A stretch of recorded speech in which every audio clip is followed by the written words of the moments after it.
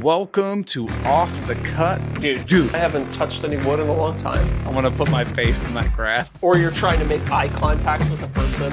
Maybe you're looking at it from the wrong angle. Hell yeah. Hell yeah. I'm glad we got the explicit out of the way early. Hell yeah, brother. Welcome to Off the Cut episode 154. Woo, that's a lot of episodes. Yeah, getting up there. And we actually did all of those episodes. We didn't just fake it. We didn't just start at episode 100. We actually started episode 0. It's true. There is 155 episodes. Yeah. Crazy. Plus all the lost episode? Wasn't there like one where Plus the lost Zach episode? That's a Patreon bonus episode, though. Yeah. Okay. Yeah, that's true. For Tuesday, March 4th, 2025. How's my volume? Am I coming in hot? Is that? No, sounds good to me. Sounds fine. Good to me. I was adjusting some settings while I was recording a voiceover today. Speaking of voiceovers, we're now doing a voiceover for kmtools.com. Ooh, baby. That was a smooth segue. Yeah, that was smooth, huh? That's what Jonathan pays the big bucks for. Yeah. Well, if you haven't heard about KM Tools, well, sorry, you probably haven't listened to our podcast before. I was going to say, yeah. It's your first time. Well, KM Tools is the mecca, the pinnacle, the bee's knees of woodworking and woodworking adjacent supplies. Mm-hmm. Also for woodworkers, by woodworkers. It's in their shop. It's in their shop. Yeah. So the cool thing is Jonathan and his team develops all their own tools along with the content creators or they thoroughly test everything to make sure that it's not just hot garbage. Plus, a portion of all their sales go directly towards the Katz Moses Woodworkers with Disabilities Fund, which gets tools and resources into the hands of folks who need it most. Heck yeah. And best thing they do. What is it, Zach? They give a $50 gift card to one of our patrons every single month. And since tonight is the first episode of the month, it's time to give away Jonathan's money. Gift card. We should have a little theme song we play when we, giving away Jonathan's money. Come on, guys. Come on. Oh, yeah, that's right. All right, we need it one more time. Yeah, let's hit it again, please.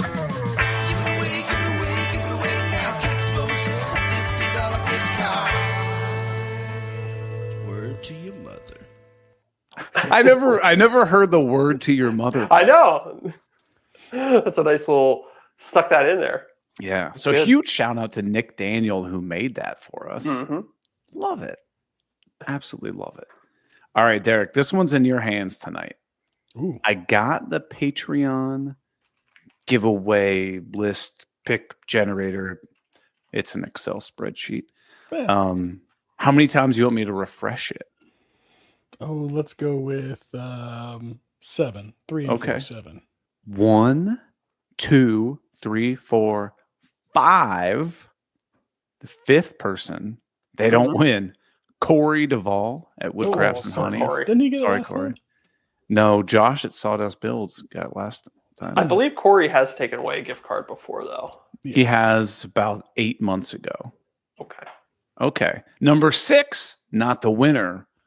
Ron Rutherford, Willow Creek Woodshop. Sorry, Ron. Double R. Sorry, buddy. Yeah.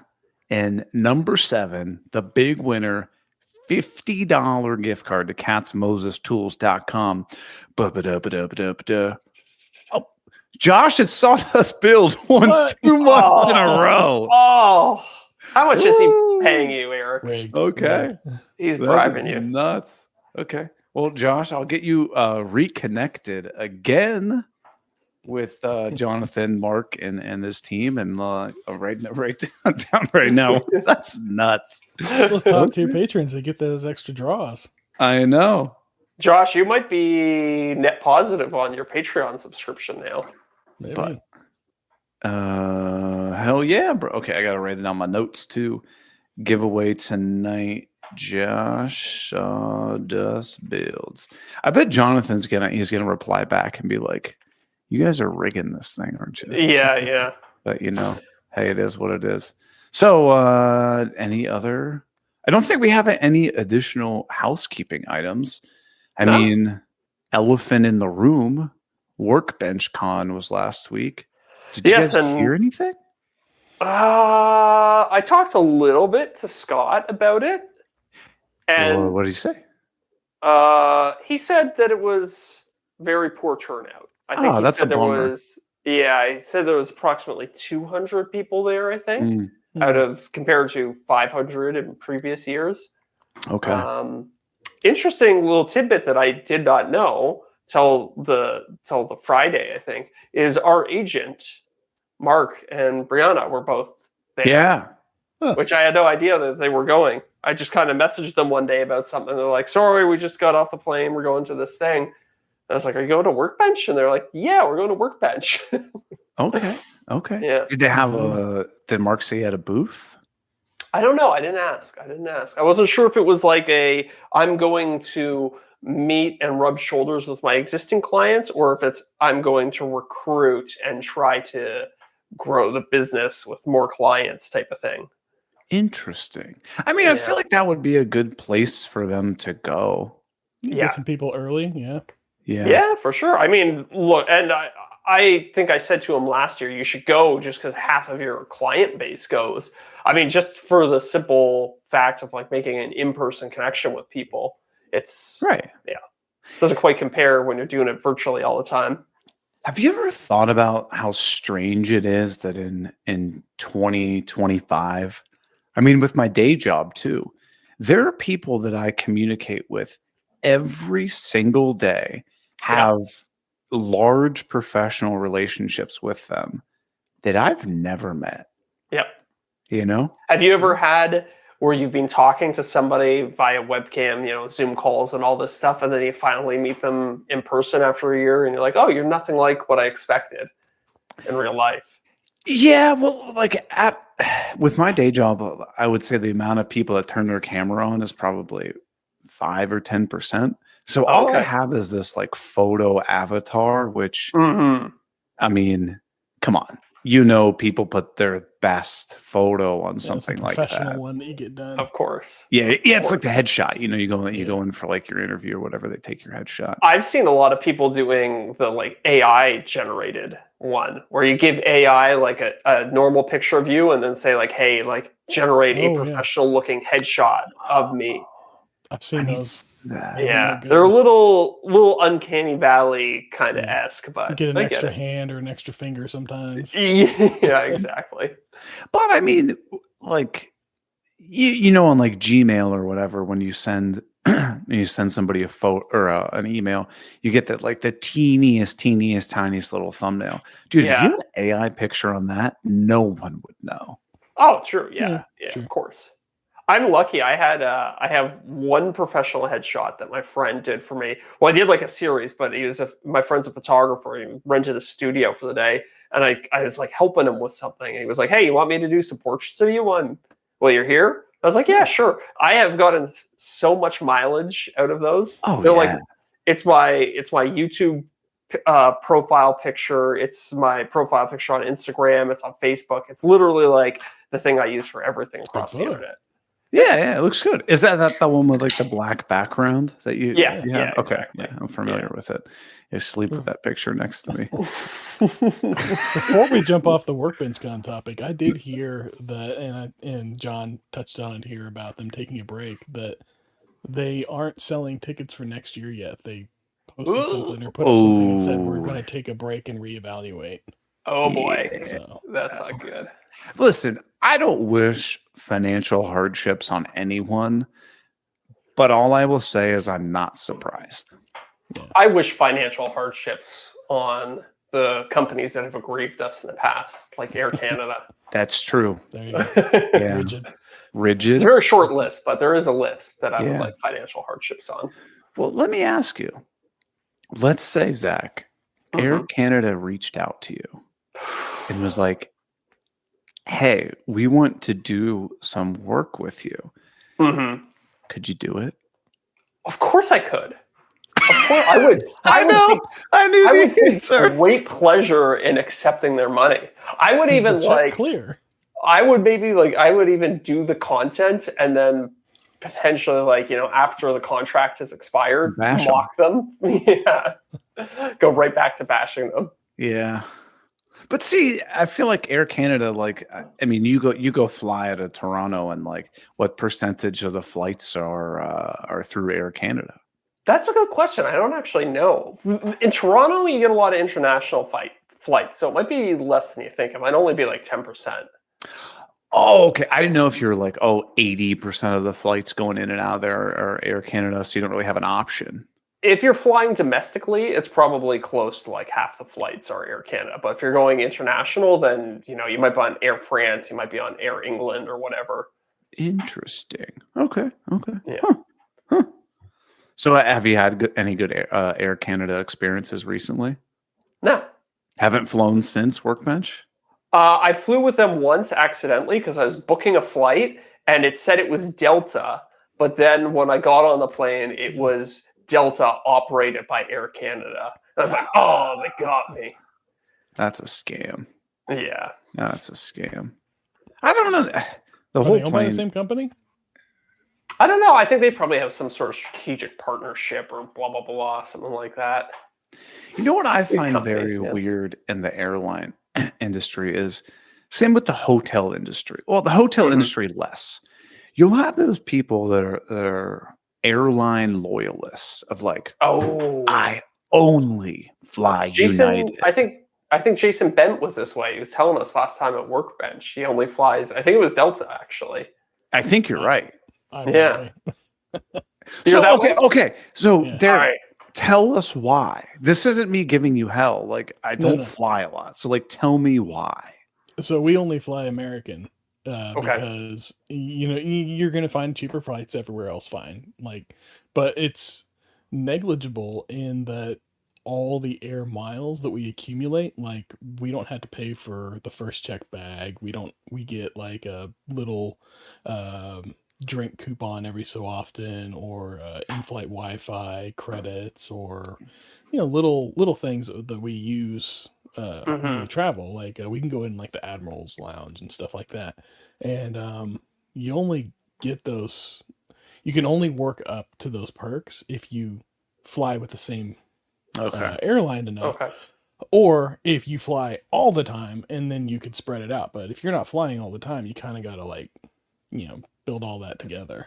See, my thinking on this subject has always been, and I understand what you're saying, but my thinking is always that the price difference, I will usually save enough by going with the cheapest carrier or whoever they are, and then I can buy back those perks but I wonder if that's actually the case, because one check bag that can be $75 with some airlines, so it adds up pretty quick. Yeah, true. And then there's also you just get the consistency. We know what to expect when we get on an airplane. It's more or less the same experience because we're always flying the same people. Yeah, fair enough. And you end up in the same airports, and they travel to everywhere that we go, so it just works out for us. It's a personal thing for sure. Do you feel? What if you're you're going to go on a trip somewhere and American doesn't serve that destination? Are you damn it? We haven't found that yet. Cancel the trip. Okay. You've never been gone American's only a domestic carrier though, aren't they? They are, but they have partner affiliates. So we can book American flights to Europe, and then they'll put it under somebody else. They also own I think Alaska Air and Hawaiian Air and a couple others that they operate as domestically, and then there's some international partnerships they have. Huh. So how often do you fly there? We fly probably I'd say 2 to 4 times a year. We'll fly. Okay. And then you got 4 tickets, right? So Yeah. that makes sense. I have a feeling as soon as Soph and I have kids, not gonna ever fly. Not for a while. Just the idea of paying for another person, it's that sucks. Well, I mean, you remember, you'd go on vacation with your buddies or whatever, and you're $300 plane ticket, whatever, cool. Yeah. And now you go to book something, you're like, oh man, it's gonna be at least $600. Because you gotta get 2 tickets, right? Gotta get 2 tickets. Yeah, gotta get a hotel room. I mean, Derek, you have to get like the double bedroom or like the big rooms or 2 adjoining rooms. We got to get 3 beds because my kids are 16 and 13, boy and girl. They don't share a bed anymore. Yeah. So we have to get something with 3 beds, which that makes it hard because unless you find like a suite somewhere, which we found that like the extended stay places like that you go for like business travel where you can stay for a couple weeks. Yeah, they got like They a kitchen. typically they have a good setup where you can get like a second room with 2 beds in it, and then you got the couch that pulls out in the living room at the very least, and that works out pretty great. And they're not much more than like a standard hotel. So we typically look for those. We're an Airbnb. Yeah. That's just such a crappy setup, right? Yeah. It's like, and like, let's be honest, your son is always the one that gets screwed over and has to sleep on the pull out. We alternate. You make them alternate? Yeah. We just we remember who had it last, and then we just the next person they get it. Yeah, and they don't have any problem forgetting who had it last either. Well, I was gonna say, but there was sleep on that. Yeah. Do you ever hit the old argument of no, I had or you had it last time? No, I had it last time, or whatever, you know? Yeah, sometimes we've had that, but usually one of us, me or my wife, will remember pretty clearly and straighten that out before it gets out of hand. Oh, that's exhausting. Those kids in their place. You guys ever have like you go on vacation with like friends or family or whatever? There's always that one person that makes up, and for me, it's my sister. That makes up all of these just nonsensical arguments and reasonings why she gets the best room in the Airbnb or whatever. Oh, really? Yeah. You guys don't have any of those people with like folks you travel with or whatever? No, usually whenever we travel with like other families or groups, it's whoever booked it gets first dibs, and then whoever gets there next gets it. So it's like agreed. That's the rule. If your credit card is on file, you get to pick whatever room or bed you want. That's logical. Right? Yeah. My sister will be like, and don't get me wrong, I love my sister. I'm just giving her hell. But she'll be like, well, like my back hurts, so I need like the nicest room for my bed, or like I don't wake up on rooms that face the west because it'll like ruin my sleep, or like, just like making all this stuff up. I'm like, what the hell are you talking about? She's like, well, I mean, like my birthday's the closest to this trip. like where are these arguments coming from? But do you let her get away with these arguments, or do you shut them down? I mean, you'll push and push, and then, Miranda and I are both the people we're like, I don't have the energy to argue with people. Oh, so is it one of these things where if she doesn't get her way, she just drowns the room in negative energy? Yes. Yeah, okay, fair enough. And you'll just hear her bitching about it the entire trip. The battle's not worth the war. No. Yeah. No. It's the same with people that like, you have like a group of folks you like, where do you guys want to go out to dinner? And everybody's like, nah, I'll eat whatever. And then you have one person who is the pickiest SOB in the world, and all they want to do is dominate the restaurant choice. And you're like, I don't want to go there, but I also don't want to argue, so I guess we're going there. Yeah. I'm fine. Like, I will eat anywhere or anything. Right. So if I'm ever traveling with somebody who has some weird dietary, they're like picky or whatever, it's like, fine, you pick. I literally don't care. I'm on vacation. Anywhere. As long as I'm not being forced to eat at like a vegan restaurant all the time. Sure, I will put my foot down if somebody was like, hey, we're going to the vegan taqueria. I'd be like, no, we're not. I can do it once, but I need some meat in there every so often. Yeah. Yeah, well, yeah, like you said, Deric, like if somebody's like, oh, I need to go to like a specific, health place or whatever. Yeah, cool. That's whatever. But I'm not eating at one specific dietary restricted place the entire vacation. Yeah. Yeah. Like if somebody's like, I really want to go to a vegan restaurant for dinner tonight. Cool. I'm down. But like, probably not the next night. Right. Have you guys hamburger on the way home? Yeah. Have you guys ever had a satisfying meal at a vegan restaurant? I have. Okay. Yeah. And it's typically I think it was like a, what am I trying to say? It was like a stew soup kind of scenario where it had like tons of different like root vegetables and like potatoes and like lentils in it. So like it was pretty hearty.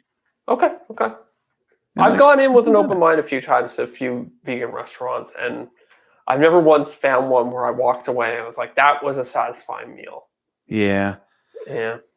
But like, how do you feel about like cauliflower wings? Those are pretty tasty. Yeah, I like cauliflower wings. Yeah. But I don't want that as my whole meal. That can't be, that's the thing. That can't be your main. That's like a side. Yeah. Yeah. Snack. Yeah. But well, anyway, Deric, I want to hear from you. What have you been up to, man? What have you been doing the last few weeks? I had a pretty exciting weekend. I passed my first 1,000 subs on YouTube. Ooh. And hell they don't yeah, do anything brother. for it, so I designed and printed my own 1,000 sub plaque. Yeah. Congrats, man. That's a huge Yeah, thank deal. you. That's awesome. So how are you on your watch hours? 400. Like, I'm Okay. nowhere near what I need to be, but that's just, I need to get to posting the long form stuff more is what it is. Yes. Yeah, that gets you the watch hours quicker. But dude, that is a huge goal to get through. It Yeah, is a my first one. slog Yeah. collecting the first 100 or so subscribers. Yeah. So congrats, man. That's a huge deal. I still remember. Yeah, thanks. You see that comma for the first time, and you're That's like, right. It's my third comma. I'm like, yeah, baby. You should release the print files for that plaque, because I feel there's other creators who'd also like to celebrate their 1,000. Yeah, there's like, I looked at them and there's a bunch on there, but there weren't any that I liked, and I designed my own. So maybe I'll put it up there for them. Oh yeah. Hey, you should send one out to Joe, because he just recently crossed over 1,000 subs too. Well, I didn't want to spoil it, but I did. Oh, that's very nice of you. That's awesome. See, this is fun though, because now you're gonna have like Joe, you and Joe basically hit 1,000 subs at the same time. So now you have this like community member where you can be like, how's their channel doing? How's mine? And like see who grows faster. And, like that's a lot of fun, right? Like it's healthy competition. Like you guys are friends, so it's like it's not like, oh man, screw this person, but it's just kind of interesting to see how that goes. And like, it's fun. Yeah, it's fun. Yeah. It definitely it breeds into the community aspect of all of it, and that's really what that's what it's all about. That's the best part of it. It's just building that community. Yeah. So when did you hit 1,000? I think I woke up Monday and I had hit it. So sometime Sunday. Nice. I wasn't checking on Sunday, but I was at like 996 on Saturday. So I picked up. I remember, what a tease. Yeah. So I was like, I'm not gonna look at it for a while, and then I looked at it on Monday and I had passed it. I think I'm at like 1,010 now or something like that, or 1,009. Nice. See, Just it keeps trickling going. along. Yeah, that's huge. So what are you thinking? Like your next video is gonna be? Well, I got one that's done. Well, I'd say 80% done. I just got to finish the edit on it, and then I can post it up. I just haven't had the bandwidth to focus on that. Like editing just takes so long, and I was trucking along on it, and then this job thing came up with the city, and I switched my focus entirely to that, and I took my eye off the ball with the editing, and now coming back into it, it's like kind of got to remember everything. I know. It feels like the longer I get away from the project, the harder it is to edit those videos after the fact. 100%. Yeah. So tell me more about the city thing. This is like the display stands, right? Yeah. I put that on hold whenever everything happened with my back, and I've been this week. I finally went back out in the shop and started kind of working on it a little bit where I can, and just kind of working back up, doing a little bit more every day, and just trying not to push it too hard. And it's been going pretty good. So I'm kind of like at the touch and go on it. Yeah. I just don't want to stress myself too much. Yeah, for sure. Better to take it easy. at the end of it, I've got a fairly heavy lift when I got to pick up the whole thing. Because it's essentially like one sheet of plywood that's been reformed into this thing with maybe 8, I'd say probably like 4 to 6 board feet of walnut or maple as trim and everything in that. It's probably close to 100 pounds. Yeah, it'll be a little heavy, yeah. And then I gotta load 4 of those up into my truck and transport them a couple blocks down the street. Nice. So That's have what you? kids are for. Yeah, exactly. That's what the kids are for sure. Have you like kept track of like how many, like just out of curiosity, kept track of how many hours you worked on this versus what you spent on it versus what they're paying you for it, and like seeing how you made out? I did that in the beginning on like the first few projects, but it just was such a pain to go back in and log all that time because I don't go out in the shop at the same time, so I could never. Right. Yeah. It was a pain to go to because I had to remember to do it at the end of the day, and I'm not good about that. So if it's not automated, I don't end up doing it. But yeah, so I don't.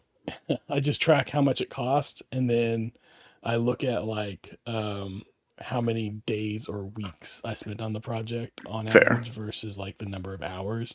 Yeah, and that's kind of how I'll end up looking at it, which I haven't been good at tracking that either. Yeah. Well, I think it's a helpful metric to know, even if it's not like, oh, I worked 8.16 hours, but you're like, was it 8 hours? Was it 80? Right? Yeah. Sure. Even if you can just go, it was about 40 hours at work. Yeah. Like whenever I quoted it, I thought to myself, okay, I'm going to spend like 4 weeks out in the shop working on this thing. Right. And I've spent probably 2 to 3 weeks now out in the shop working on it altogether. And so it'll probably be another week.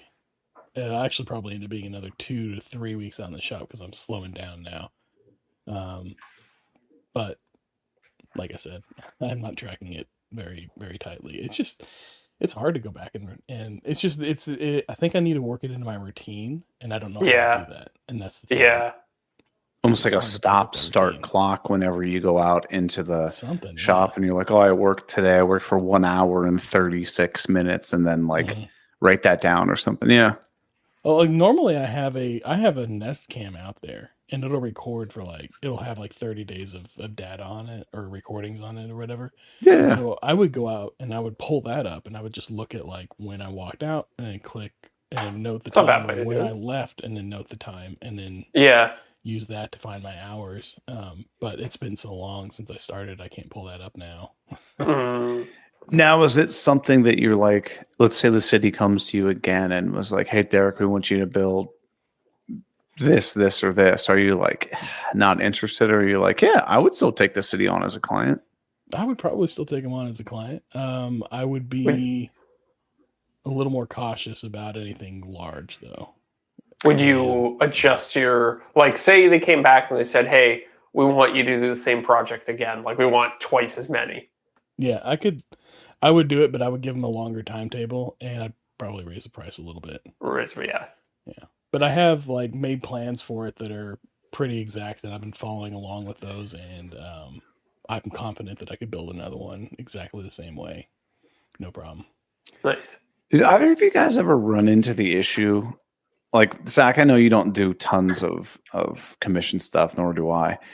Did you ever run into the issue, either of you guys, where you would build something for somebody and then a couple months later, 6 months later, they come back to you and want you to build the same thing, or build their friend, or they're like, oh, you built Tim this thing. Like, can you build the same thing for me? And like, you're like, I know I didn't make any money on that, so I need to raise my prices, but like, I need to make up some like BS excuse. Did you guys ever run into that? No, I've never run into it, but that seems like a very legitimate thing that could happen, especially when you're first starting out and you're kind of trying to figure out your pricing. Right. It's pretty common to underbid things, right? So, yeah. I base it all, like I did some pull-out drawers in a kitchen for a friend, and I did them fairly cheap. Like it was cost plus a little bit extra, but it wasn't enough that like I would want to do them on the regular. Right. And whenever his mom called me up and was like, "Hey, we really like those drawers you did at his place. You mind coming over to ours and doing some of those too?" And I was like, "Sure." And then they had some other things they want me to look at. So I go over there and I measure for all the drawers and everything like that. And I quoted them out a price, and I increased it a little bit. And then whenever their friend that they referred reached out to me about a price quote again, then I increased it again a little bit. And the way I looked at it is the friends and family discount went to the first person, and then whoever they referred to me, I increased it a little bit. And so like the further it gets away from that friend and family, the more I'm gonna like increase that price on it as it goes out until I get to the point that I'm satisfied with it and it's the price I want it to be. That's fair. But you never ran across the issue where it's just like, oh, well, you built it for your friend for $100. Why are you charging me more than $100? No, I haven't had anybody question it. And I think it was because the projects were a good 6 months apart. Okay. And so there's kind of I think there's a little bit of an understanding that A, in the beginning I was figuring things out, and then B, price materials are going up all the time. Because I think it was all over. True. It was just like 2021.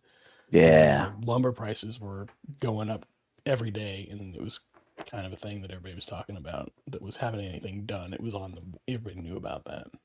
I think as a general rule of thumb, if you are recommending a friend to another friend for work of any type, really, check with that person first and be like, hey, is it okay if I tell them how much you charged me to make this thing? Because like you never know if somebody's giving you the friends and family discount or if that's like the true actual viable price to run a business at. Yeah. And I think like you got to take into account your personal relationship with the person that you're being referred to or by or whatever.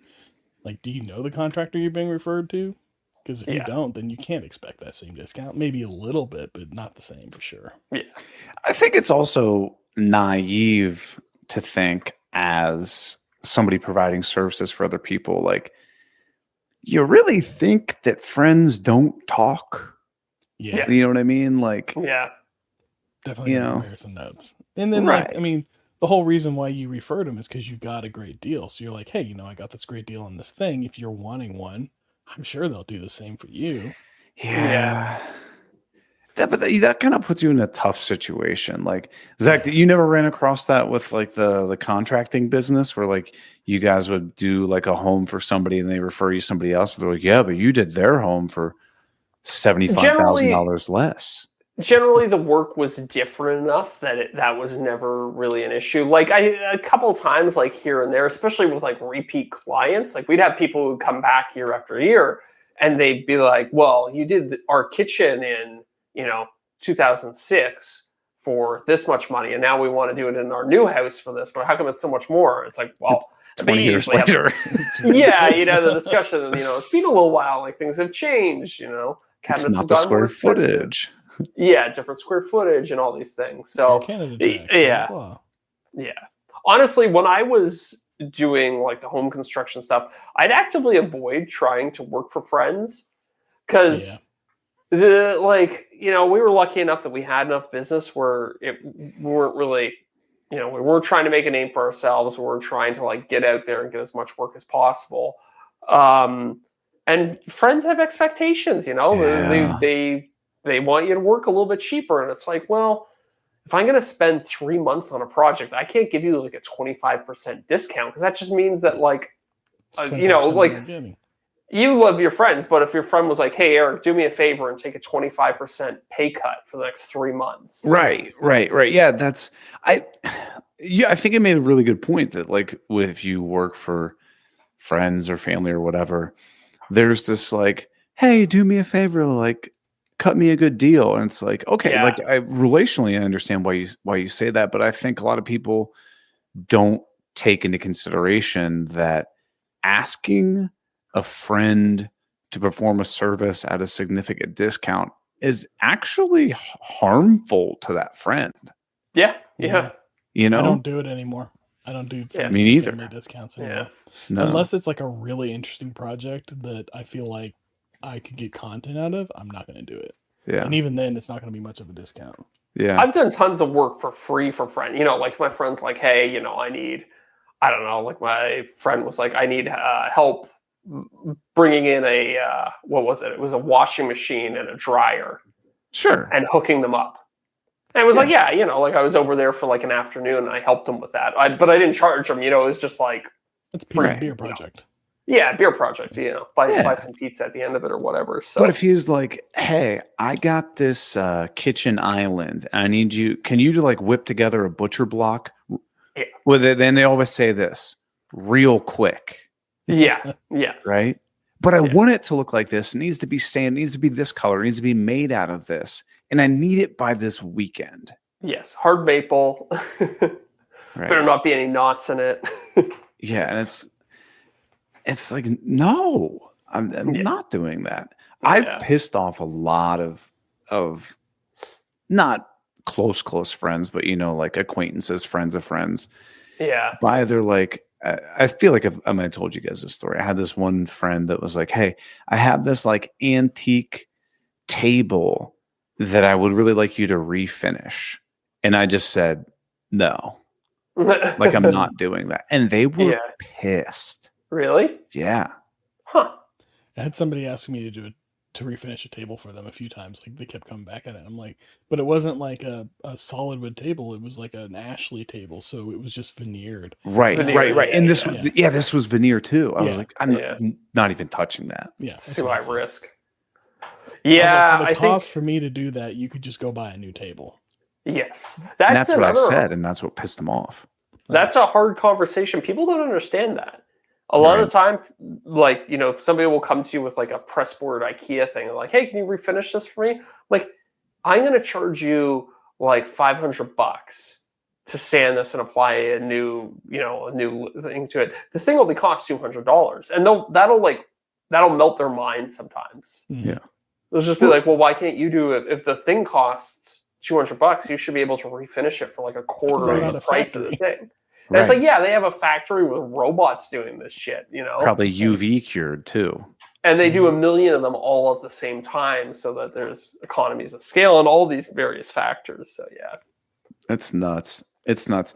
Speaking of refinishing, I after the move and whatnot, like, your furniture gets banged up. It is, it is what it is. It's a dining table. It was finished with Rubio. So, like, it's going to take dings and stuff. Yeah. Everybody touts how easy and simple it is to like refinish and whatnot. It absolutely was. Like I just put on some 150, like kind of, got the little scratches out, throw some new oil on there. Even so, it still took me over an hour to do that whole process. Oh, of course. But you know what I mean? Like, okay, so I'm going to charge you at least $75 to $100 to do that. Yeah. Plus Rubio's not cheap. Plus, yeah. So, like, I honestly, I don't know. That's like the easiest refinishing job in the world. True. And like you said, okay, $100 worth of labor plus, $50 or so worth of Rubio. Plus, you want to like make a little money on top of it. Okay, probably 200 or so bucks. Yeah. Well, this table was only a $200 table. Well, buy a new one. Right? Yeah. But anyways, Zach, what have you been up to? What have you been doing the last week or so? I saw you you had a story of like on a TV set or something. Oh yeah, didn't I talk? I thought I talked about that a little bit on the podcast. That's part of I'm doing this with a Canadian workwear retailer, Marks. So that was kind of fun. They brought a bunch of like tradespeople from across Canada, got us all together, and like asked us some questions about what we think, the future of the trades is, what's going to happen in the future when all these people retire and there's not enough millennials and Gen Zs to take their place. Did you say, I don't really build anything. I just build tech stuff on YouTube. Yeah, I just play a contractor. I honestly kind of do feel I have a little bit of imposter syndrome going on right now because I keep getting these jobs where they're like, we want you to be like, the contractor guy. I'm like, that's not really what I used to do that. Yeah. So I kind of stuck in this situation where sometimes it's a little like, I don't know. the imposter syndrome. Like I feel like a fake person being there. Like, and it was funny because like, you know, I'm sitting at this table with people in the trades. I speak that same language because I did it for 20 years. Right. So I'm able to like have those conversations and stuff. So I don't think I should feel, but it's like, well, because I've kind of stepping back from the construction side of things to focus on the content side of things, you do kind of get that feeling a little bit. Yeah. But is it on the brand for reaching out to you and be like, this is the person that we want? And it's just like, well, you know. Yeah, I mean, no, it's really do to some research. extent. Maybe they see the stuff I'm doing on YouTube and they don't care. They're just like, because I still do, you know, I toss the occasional woodworking project in there. Yeah. And yeah, I don't know. But it's I not think- like you're demoing, you know, kitchens and homes and stuff like that on YouTube and social media. Yes, definitely not. Definitely not. So it's a little bit of a different beast. But I've always kind of had this weird split, which I don't actually like, but I have like my Instagram is a little bit more construction oriented, whereas my YouTube is like a little bit more tech and 3D printing oriented. Yeah. I don't really know how to fix that because I feel like I'm now stuck in this. I don't know. I've defined two separate niches on two separate platforms. And I don't know how to merge them together. I get that. What is your Facebook thing? Is that's all? On that note, I have something else I want to talk about. That's all cut downs on my YouTube stuff. So that's all tech. It's all tech. Because but some woodworking stuff. Some woodworking, yeah. It's right in line with what my YouTube is. That makes sense. Yeah. But, so besides the Mark's workwear thing, what have you been doing the last week or so? Just more editing, sponsor stuff? More editing, more sponsor stuff. Dude, I am so sick of doing sponsored Instagram content. It's me. I go to the shop. I read from a teleprompter because it all has to be said perfectly. Right. And then I come home and I edit it a million different ways. And then I go to sleep. And that's what my life has been for like the last 2 weeks now. Dude, I get it. Yeah. I'm not complaining. Financially, it's been very good for me, but I just want to get back to making YouTube videos. Right. And like do something fun, creative, and like, ooh, I don't know. What about this? Exactly. I want that challenge back. Now, mind you, I did I got to do some kind of like fun VFX shots with this ad that I was doing. Oh. I did like a little bit of green screen. I did some like floating text. I did 2 different versions of green screen. One, like I rotoscoped myself out and like laid myself on top of it. So it was fun in that regard. I got to try out some new editing techniques, but I didn't actually get to build anything. So it's kind of a bummer. So why did you choose to edit those and not have Bryson do them? We both kind of worked on it. He just schedule wise, dude. I gotcha. And that's the other thing. I keep getting these sponsorships where they'll be like, so they gave me a finalized script on Friday, maybe Thursday night, and they wanted the finished content Monday morning. Yeah. And it's such a tight turnaround. So you have to edit that. Like it's going to be real tough for you to get that at Bryson. Exactly. Like I can't say, hey, Bryson, drop your entire weekend plans and start editing. Well, he probably would if you paid him the rush fee. Yeah, true. We actually haven't worked out a system where he's never asked me for a rush fee on anything. Okay. Right. Yeah. But I mean, for certain things, I'd be open to it. Yeah. So is this coming to an end, or is it just like I still got a lot to go with these? I think I still got a lot. I got 2 new jobs, I think, today. 2 new sponsored Instagram pieces dropped on my plate today. So isn't this funny though? Because by and large, you're not actively posting like regular content on Instagram. I know. It's insane. I don't understand it. I think there's just a lot of it's Canadian. So I think there's just a limited pool to pick from. In Canada, there's like 5 or 10 construction guys. You know what I mean? So, but I mean, good for you. That's fantastic. Like, I'm very happy for it. I do getting paid. Yeah, exactly. But there's something you said you wanted to talk about too. Yeah, I wanted to let you know I got my first check from Microsoft Start today. Oh, Did you really? Yes. That's why I was texting with Keith. I was like, Keith, I got to check. Did you get a check? Was it? I mean, you put zero effort into it. Zero effort. Any? I can't even find my own page on Microsoft I don't think there's Start. pages. I think it's just like it's all random, or Yeah. algorithm or whatever. Yes, I think you're right. Is it worth me asking you to send me their contact info and see if they want to work with me? Yeah, potentially. Okay. Oh, I mean, it was zero effort. Like, all I did was take a couple meetings with them, read a contract. Now, mind you, my first check for Microsoft Start was for a whole whopping $100. Hey. But I mean, first month on a new platform, it's like, yeah, it's actually not too bad. And So, you did nothing. I did nothing. Yeah. Yeah. So, yeah. I'd be happy to set Is you up this with them. through Influence Logic or something, or who? No, this is another company outside Okay. that. I thought it was one of those names I had heard before or whatever, but You might have. We'll talk outside. yeah, that's talk cool. after That's the cool. show. Yeah, I got you. But so you can't even find your videos or your page or anything, so you don't even know like what No. they're doing with your content No. necessarily. They could just have it could just be like AI generated slop of me. It could be like me breaking bottles over my own head, and I have no idea. they could also be doing like one of those, what is it, the chive or whatever, when you go into restaurants and they've got just like videos on a loop. They could Oh just my be God. putting it True. all under one channel with like a bunch of other creators. Yeah, true. I hate those things, but I can't not watch them. Yeah, they're I know. distracting. I know. It's just complete and utter brain dump garbage. Absolutely. Brain rot.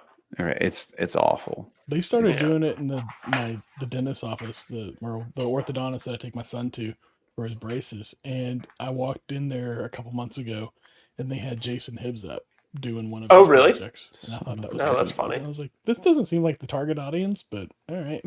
Yeah, why not? That's you're just like, that's my buddy Jason. It's probably somebody who works there just likes his content. Yeah, whatever. I'll throw him It was up. one of those, like, because it had like a logo in the bottom for some channel. Oh, so I see. One of those online channels. That's I guess he's weird. like sold off to or whatever.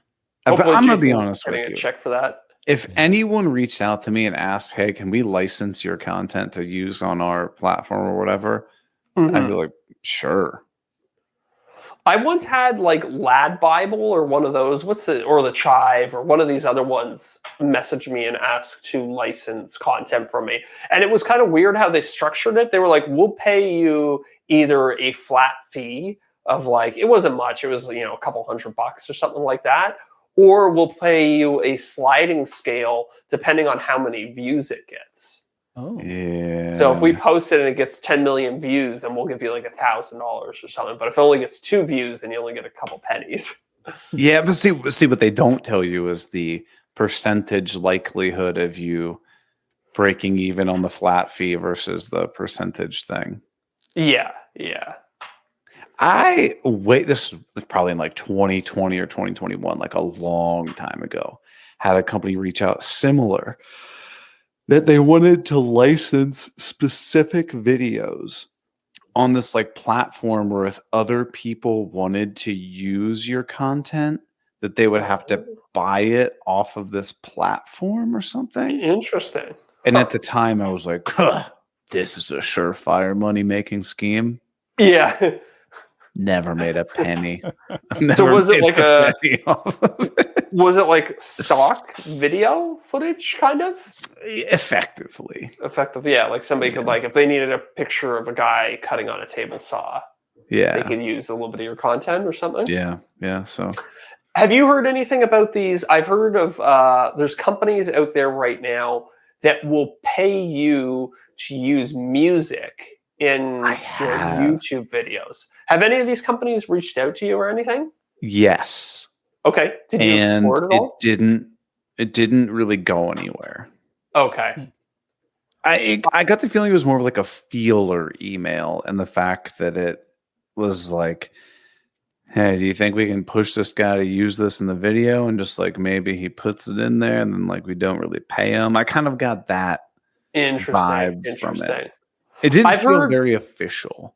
I've heard some creators say that they've actually made decent money doing it. Though I don't know which service they were using, but it strikes me as potentially a little bit of a risk in that, like, so to prep people at home, the idea is that you use music from artists in your videos, and then you're basically splitting the, I don't know, somehow is it the labels are paying? I don't know where the money comes from, I guess. Yeah, the idea is to somehow get the songs out there so that they're heard by more people and gain popularity. I don't know how it works, though. Basically, they're then splitting that money with you. Yeah, what it had been discussed with me was some sort of like flat fee on a video. Oh, interesting. Okay, so they give you a couple $100 and you use some of their music, something like that. But interesting. Yeah, it was definitely like a tire kicking kind of email. Like there was not a lot of legitimacy to it. Yeah, but then I worry about like I didn't even listen to the music, to be honest with you. Didn't even get what happens if, like, 2 years down the road, this company's not around anymore, and then you get a copyright claim on your video, and you have this song, because you can't like edit out a song. That was my worry with it. Yeah, I wonder. It'd be really nice if YouTube let you add like layer tracks that way within the studio, and then you could remove things. Like if you get copyrighted for music, you could just remove the music. You ever tried editing anything in YouTube though? No, but I mean, if you could just knock out an entire track, I think that'd be easier than trying to edit it. Yeah, like a multi-track upload. Yeah, you should be able to just upload like your Adobe Premiere or your Final Cut project file to YouTube. That'd be nice. Yeah. I would say it'd be neat if you could do an alternate audio track and then have like the audio track with you giving like your commentary, and then like a Shop Sounds only audio track maybe, or an alternate audio track of you talking about something else, whatever. We should work for YouTube. We got big ideas. I know. See, I think the reason they wouldn't ever want you to put like your Final Cut or your Premiere like project file up on there is because let's say this video gets millions and millions of views, and now you go and edit it, and now instead of being a video all about how to make a wooden server for your computer, it's now all this political rant and crazy stuff, right? True. Yeah. You definitely should. Real risk. Shouldn't be able to change it completely, but I think you should be able to at least change the audio track on it or something. Yeah. Wait, I found a workaround. What's that? Okay. You make this whole big political rant on a video. Then you have a hard cut to you building your woodworking project. You then list the video, chop off the political rant, and when it goes live, it's only the woodworking portion. Then, once this video gets millions of views, you cut out the woodworking portion and reflect the political rant. That's pretty funny. And did I tell you about two different woodworking projects? And then if it's not doing good, you got the switch it to the other one. Oh, dude, that's not a bad idea. So, did I tell you guys about this? This creator I saw. So he made a really long video. It was a video that was, I don't know, let's say an hour long. Sure. And then he had it up for like 2 weeks, and he got it. So his average watch duration was like 20 minutes or something, 30 minutes or something like that. And then he went into YouTube Studio and he chopped out the last 15 minutes of the video. Oh. So it looked in YouTube Studio like he had over 100% watch duration, average view duration. And then did the video blow up? And then the video blew up afterwards. He did this whole thing. So he did the video first, and then he did like another video analyzing it. And it was pretty interesting. There's a very, like, after he chopped off the back half of the video, there's a huge spike in the number of views, and then it flatlines out again. Huh. It was a pretty cool little hack. Because we've often talked, and I think he also did a video. Yeah, so he did another video that plays at 4x speed. So the only way to watch it and have it be listenable is to play it at 0.25%. And then again, you get the same thing where you have this average watch duration that's longer than the video itself. Which I know we've talked about before. Is it better to like watch your friend's video at 0.25x? And the theory is that yes, it is. Yeah. And well, no, his video confirmed that it is, in fact. Huh. I wonder if they change anything for that. Like if they made adjustments based off of things like that. I wonder, yeah. Yeah. I mean, come on. It's like the same thing we talked about, like Instagram pods back in the day where you'd like everybody's thing. Like, you really think these platforms don't know? You might be ahead of the platform, but once you start hearing about this, I think that's the platform already knows about it. Yeah. You know, it is what it is. Oh. Yeah, I think it's. I mean, there's like an early mover advantage, right? Like if you can, if you're of the mind or you want to like game the system or something like that, if you hear about one of these things early, I wonder if it's even patched out now because it'd probably be a pretty significant rewrite on their part. Like he's making these videos as kind of like comedy almost. Yeah, yeah. Like here's how you can like game the YouTube system. I actually heard. I kid you not. You guys remember the whole GameStop thing? Like they bought the stocks and drove it up and sold it, whatever. Yeah. My parents were talking about that this weekend. Ooh. They were like, "Did you hear about this GameStop thing?" They're like, we might have to try to get in on this. And I was like, "Oh, guys, I was like, guys, no, get off the internet, please." But that was like 5 years ago? It was like peak COVID, I think. Like 3 or 4 probably. Yeah. Oh, yeah. You need to upgrade their internet speed because they are far behind. No, I need to get them off the internet. Off the internet, yeah. Yeah, I mean, yeah. All my mom does is she goes up to me and she goes, "This is code for I saw it on Facebook, by the way." They were showing me. That's code for I was on Facebook. Yeah. She's like, "They were showing me the craziest thing earlier today." Yeah. I was like, "What is it, Mom?" She's like, "They have goats that when you scare them, they fall over." I was like, "Yeah, fainting goats been around for a long time." It's like when I tell somebody. It's like when I tell somebody I read it in an article. I didn't read an article. I saw it in a YouTube video or listened to it in a podcast. Oh, yeah. Whenever you go to share with somebody, like you want to tell them about like a short or whatever you saw on YouTube or Instagram. Yeah, or TikTok how do you video. refer to it? Do you call it a short? Do you call it a video? I was reading. No. I was reading. I read an article. Yeah. Okay. Even if it's like read a scientific video paper. type of thing? Oh, yeah. I was reading. Absolutely. I feel like it adds legitimacy. And also, like, we've talked about this at length. Zach, you and I don't read, but we listen to audiobooks. Yes. If you tell somebody, I was listening to this guy talk about this versus I was reading a book and they were discussing this. I was reading a book has 5x the legitimacy of it. Yes. Yeah, but if you say, I was reading a book where this dog just kept sneezing and it was the funniest thing I'd ever read, it doesn't carry the same weight. That would say I saw a video of a dog sneezing, and you're like, "Oh, that's comedy." But if I'm trying to convey some sort of important information, absolutely, I was reading. Oh, but my point was more so you don't specify where you saw it at. It's just I saw a video online or whatever. Yeah. That's who I'm talking to. Yeah, I have one like friend in general, who's like, most people don't care. Yeah, I have one friend who's like he won't download TikTok. So I just spam him constantly with TikTok videos. Like, this is the funniest thing. Oh, you got to see this. Just to piss him off? Just to piss him off. I try to FOMO him so much. Like, this video will change your life. What I think is funny is we all know that when somebody sends us, by and large, when somebody sends us a link to a video, I'm not watching it, right? Oh, yeah. I hate getting rare links to videos. However, it depends on the person. Yes. True. But why do we continue to send each other videos when we all know that when other people send us videos, we're not watching it?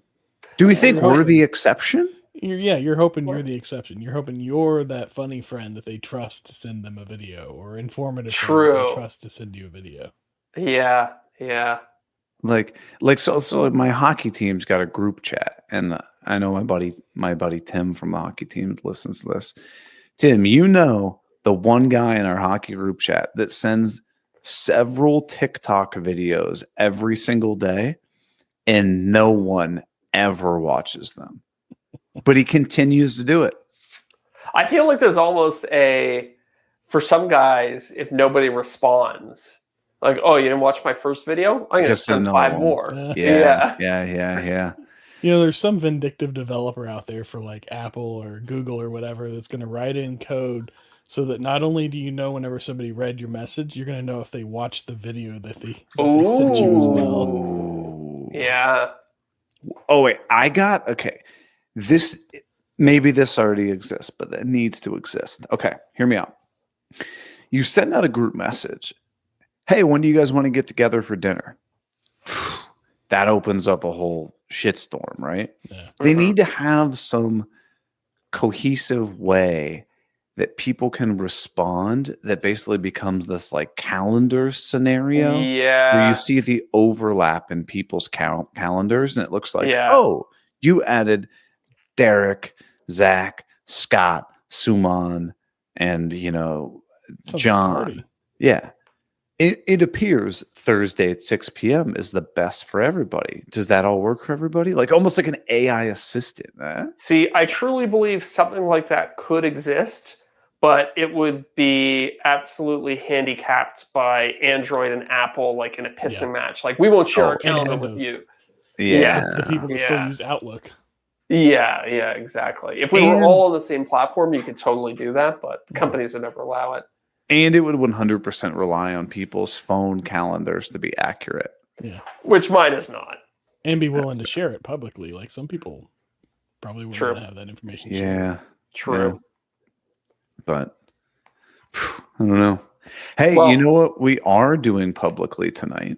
I was going to say, hey, you know what is on our calendar tonight? That was good. Hold on, let's rewind. Yeah, okay. Hey, you know what is on our public calendar tonight? I tried to combine the two. BYOC? BYOC, baby. Oh, so I leave my pants on? Okay. Keep them on.